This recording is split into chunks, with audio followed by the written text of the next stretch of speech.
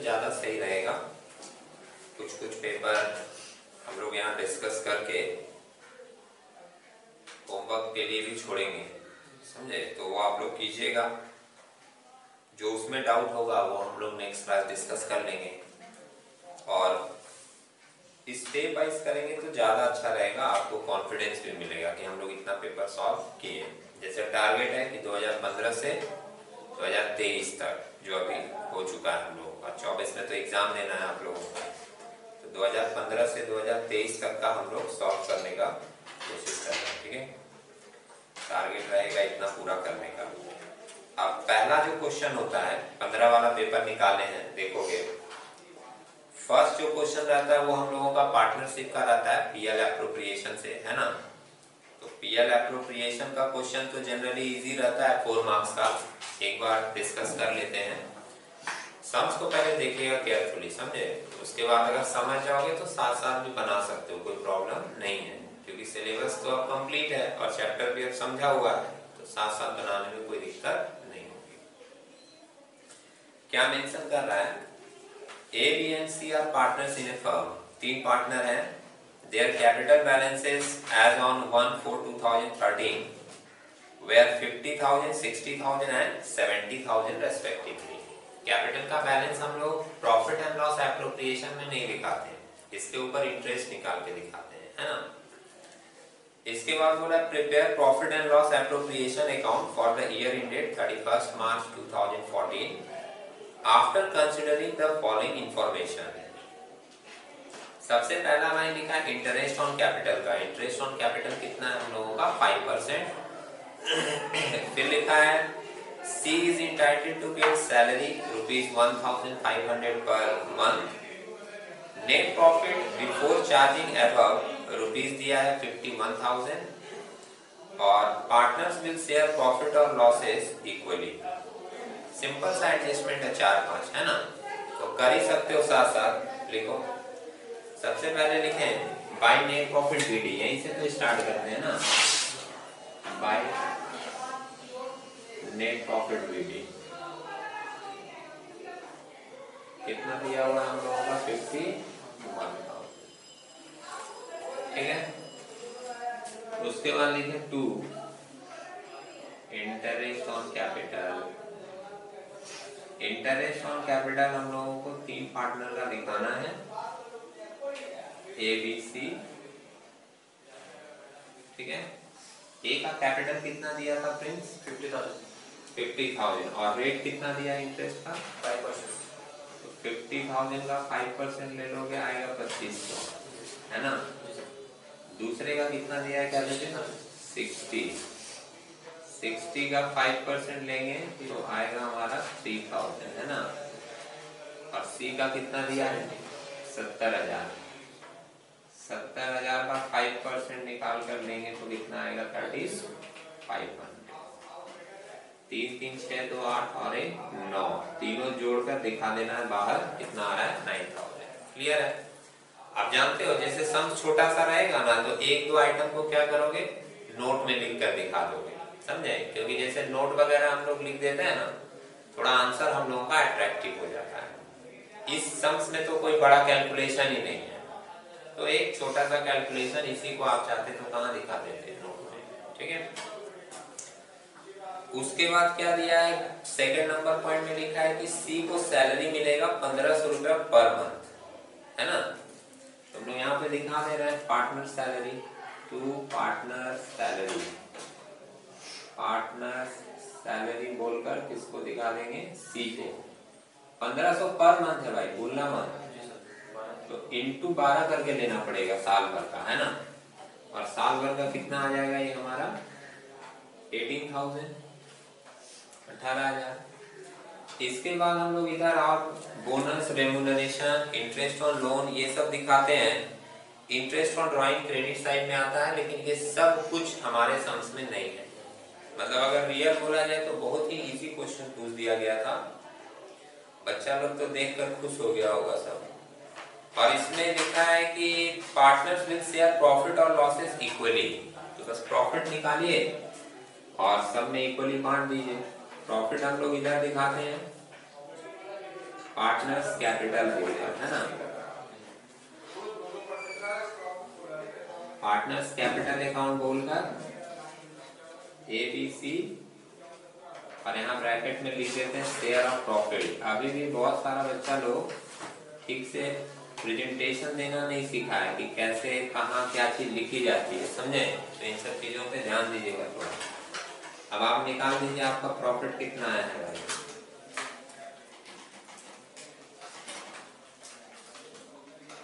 51,000 इधर है क्रेडिट में, 51,000 में से ये दोनों घटा दो, घटा के कितना 24,000 आया है ना। और सम्स में तो बोला है कि जो प्रॉफिट है वो तीनों का इक्वल है। तब देखो जो मैं वर्किंग नोट की बात बोल रहा हूँ ना, वो मैं एक लाइन यहाँ पे लिख के दिखा दे रहा हूँ।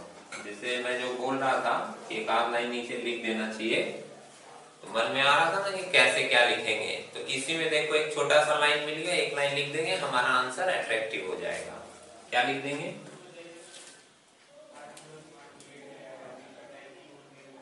Share of profit of each partner, share of profit of each partner. अभी आपका प्रॉफिट निकला कितना 24,000 निकला है ना। ये 51 है इधर, इसमें से ये दोनों घटाएं तो ये बता रहा है कितना आ रहा है 24,000। और 3 पार्टनर है और बोला है बराबर बराबर देना है, तो बस 24,000 को आप डिवाइडेड बाई 3 कर दीजिए, निकल कर कितना आएगा 8,000। मतलब तीनों पार्टनर को 8,000 रुपया करके प्रॉफिट मिलेगा। और यहाँ पर हम लोग दिखा देंगे 8,000 8,000 8,000 इनर कॉलम में। अब ये जोड़कर बाहर चला गया कितना 24,000। क्लियर है। ये छोटा सा सम्स 4 नंबर के लिए पूछ दिया था।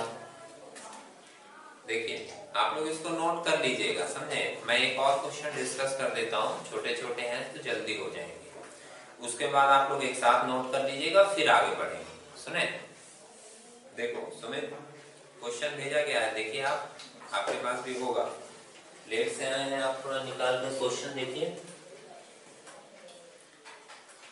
पेज नंबर 551 का है, 2015 का पेपर स्टार्ट किए हैं। क्वेश्चन नंबर 2 अब हम लोग डिस्कस करेंगे।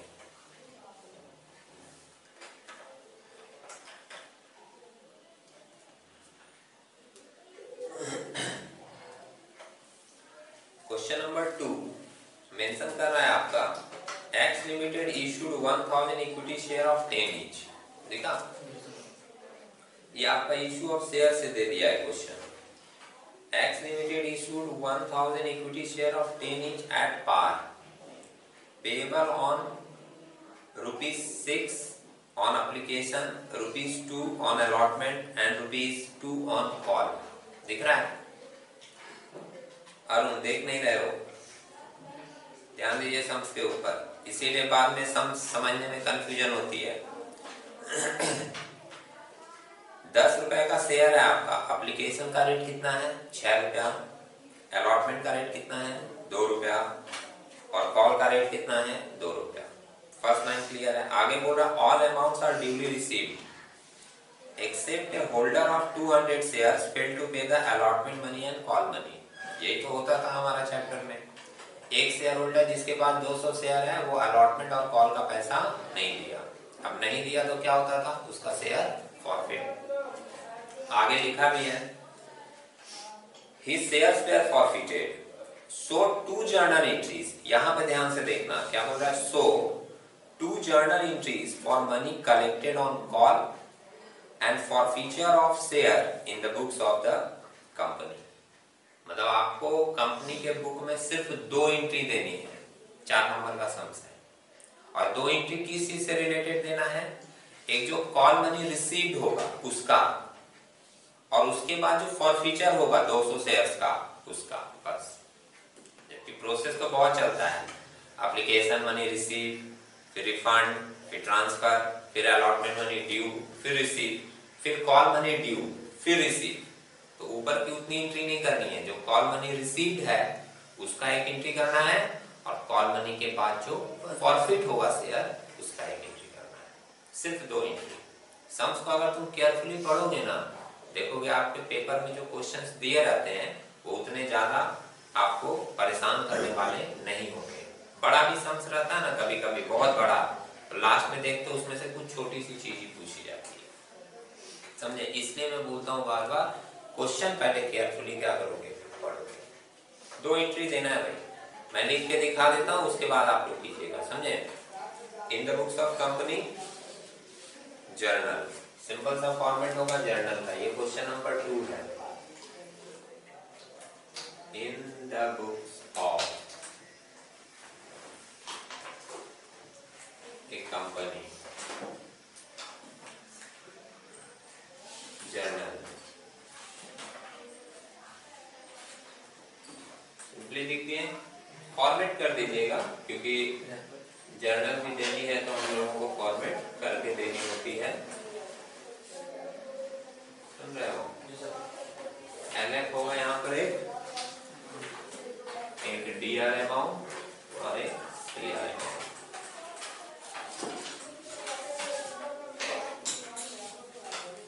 रुक जाओ भाई, रुक जाओ, आराम से पढ़ाइए मत, देख लीजिए पहली एंट्री क्या होगा। डेट सम्स में दिया है कोई, डेट नहीं दिया है ना, तो डेट नहीं दिया रहता तो हम लोग वहां पर क्वेश्चन मार्क दे देते हैं। कंपनी के पास 1000 शेयर्स है, अब देख लेना है, समझने वाली बात है। हम लोग एंट्री कर रहे हैं कॉल मनी रिसीव का, तो पैसा आता है तो बैंक अकाउंट डेबिट होता है। इधर देखोगे बोर्ड पे देखिए आकाश, बोर्ड पे देखो, पैसा आएगा तो बैंक अकाउंट डेबिट होगा, सिंपल लॉजिक है।